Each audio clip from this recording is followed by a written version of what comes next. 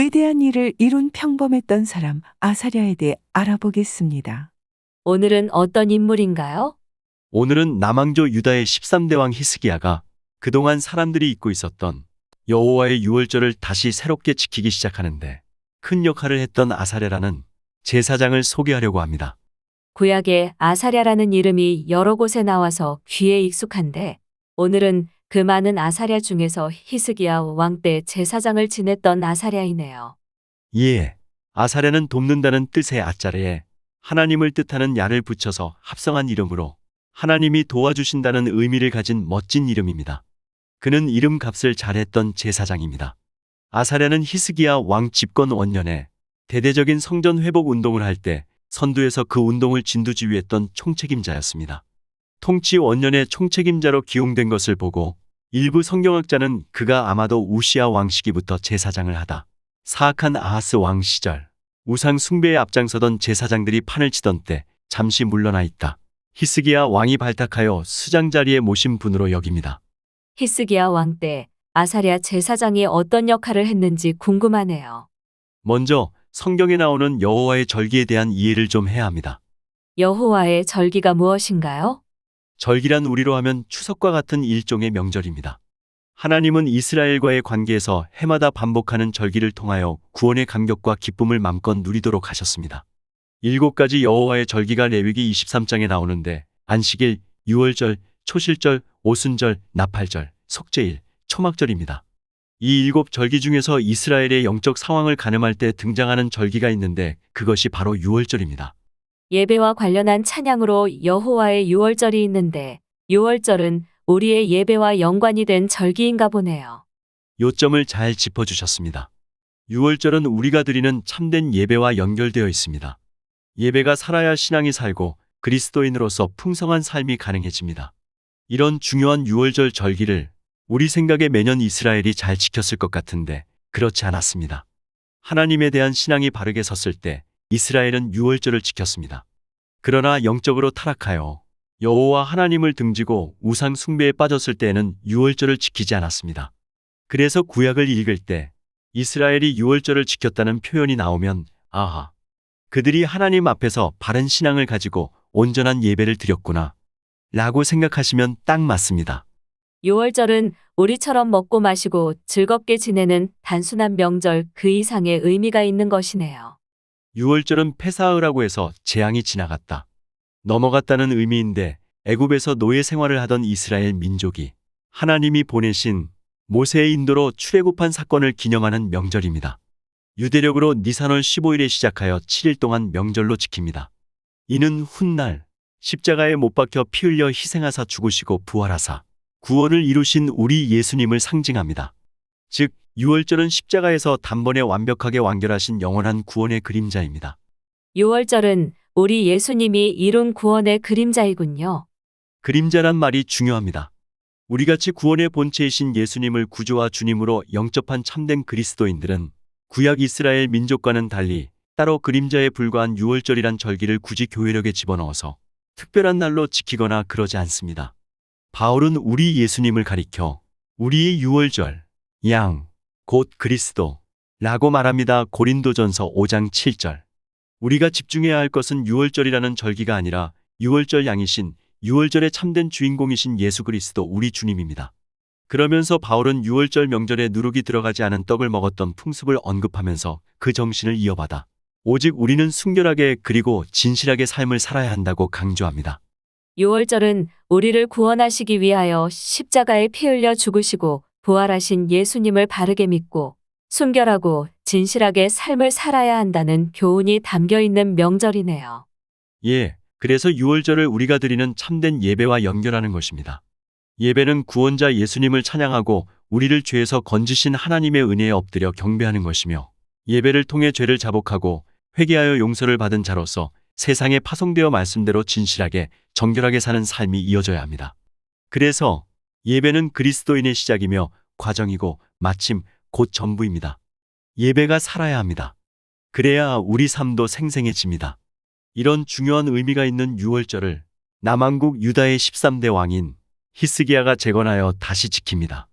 히스기야 왕이 과연 어떤 일을 했는지 궁금합니다. 그때는 이미 북왕국 이스라엘이 아수르의 공격으로 멸망한 지 얼마 안 되었던 때라 흩어진 여러 지파에 남은 자들이 전국을 또 돌거나 유다 왕국으로 피난하여 살던 매우 혼란했던 시절입니다. 히스기야 왕이 통치하던 때 활동하던 아주 유명한 선지자는 이사야였습니다. 솔로몬 이후 왕국이 남북으로 나뉘어서 약 200년이 흐르는 동안 하나님에게 등을 돌리고 우상 숭배에 빠졌던 북왕국 이스라엘이 자기들의 눈앞에서 아수르에 의해 완전히 멸망해가는 과정을 보면서도 남왕국 유다의 왕들은 바로 서지 못한 채 하나님과 세상 사이를 오가며 덮지도 차지도 않은 통치를 했습니다. 선대왕 12대 아하스 때는 그 행위가 얼마나 악했던지 심지어 제사장들이 앞장서서 유다 각 성읍에 산당을 세워 다른 우상 잡신에게 분향을 했고 그로 인해 하나님이 크게 진노하셨습니다. 그러한 때에 아하스가 죽고 그 아들 히스기야가 25세의 왕이 됩니다. 히스기야 왕이 25세의 왕이 되었다고까지 했습니다. 그 다음 이야기가 궁금합니다. 히스기야는 선왕 아하스와 달랐습니다.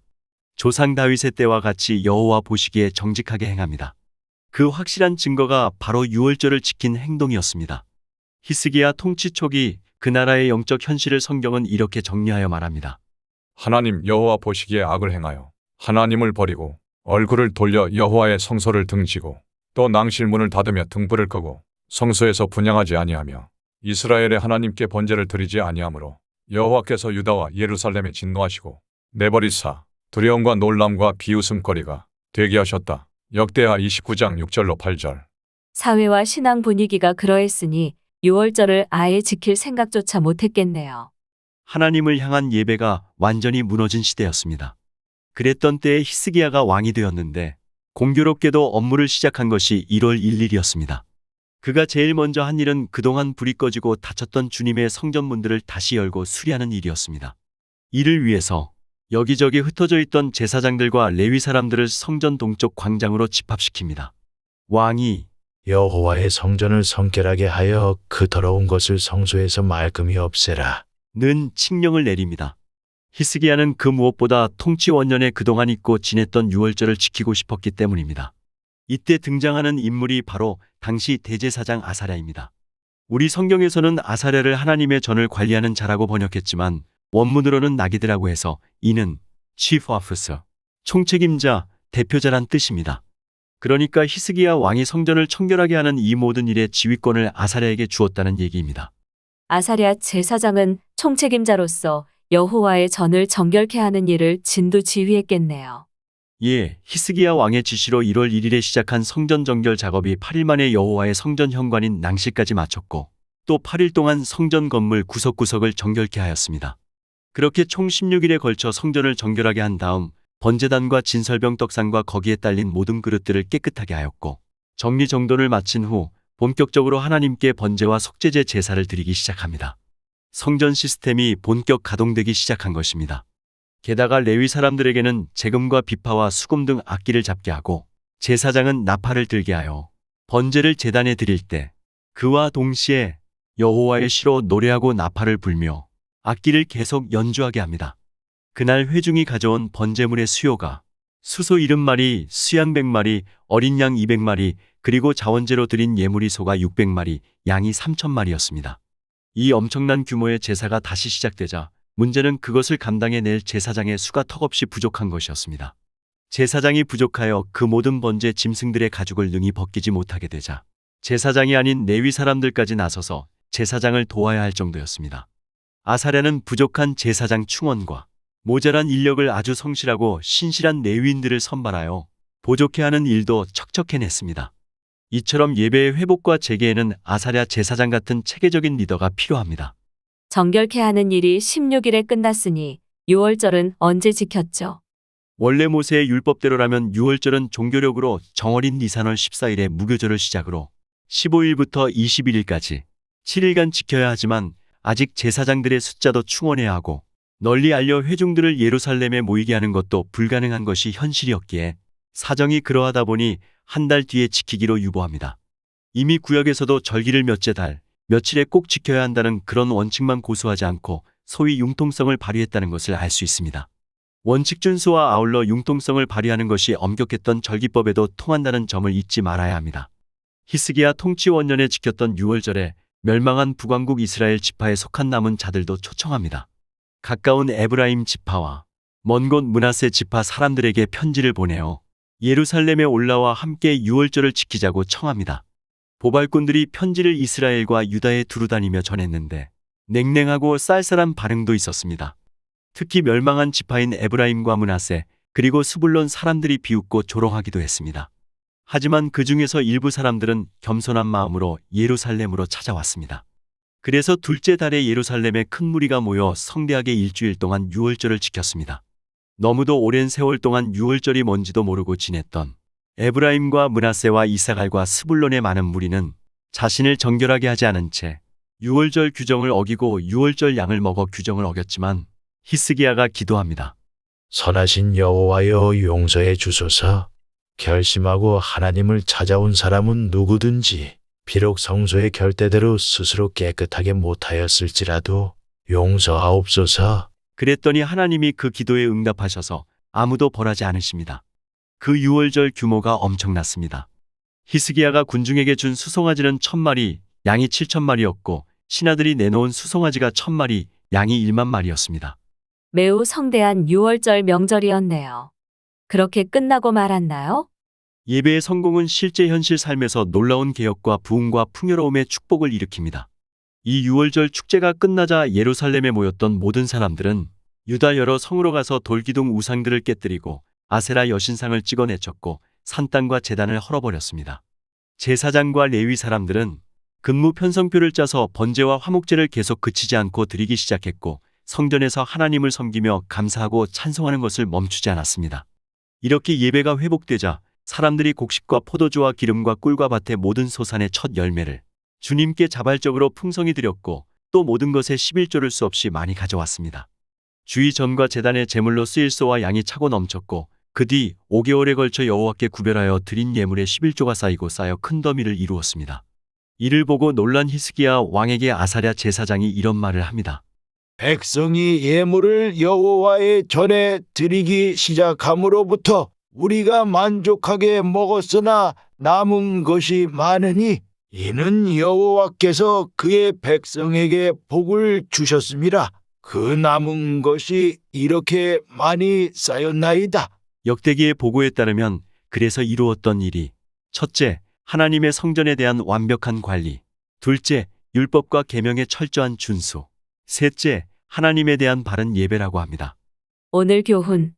악한 선대왕 아하스 때에는 변절한 제사장들이 앞장서서 사람들의 영적 타락을 주도했지만 하나님 앞에서 신실한 히스기야 왕 때에는 제하에 묻혀있던 아사랴 제사장 같은 빼어난 인재가 정면에 나서서 개혁과 부흥을 주도하여 유월절 예배를 회복했고 그로 인해 온 나라의 백성이 그 마음과 삶을 여호와 하나님을 영화롭게 하는 대로 돌아섰습니다. 아사랴는 제사장으로서 제사장의 위치에서 제사장이 하는 그 평범한 일을 성실히 행하였습니다. 그러자 하나님이 백성에게 복을 주어 쓰고도 남고 먹고도 남아 그 남은 것이 큰 더미를 이룰 정도로 차고 넘치고 쌓이는 축복을 받았습니다. 오늘날 사악한 왕 아하스보다 더 악한 소비주의, 만몬 사상이 하나님에 대한 신앙을 무너뜨리려 하지만 히스기야 시대의 왕의 명령을 따라 평범하게 제사장의 직분을 바르게 수행했던 아사랴 같이 우리 그리스도인이 가장 선하신 왕이신 우리 주 예수님이 분부하신 지상대 명령에 따라 우리에게 맡겨진 그리스도인으로서의 본분을 성실하게 그리고 정결하게 순종하면 쓰고도 남고 먹고도 남고 그 남은 것이 더미를 이루는 큰 축복을 받아 누릴 줄 믿습니다.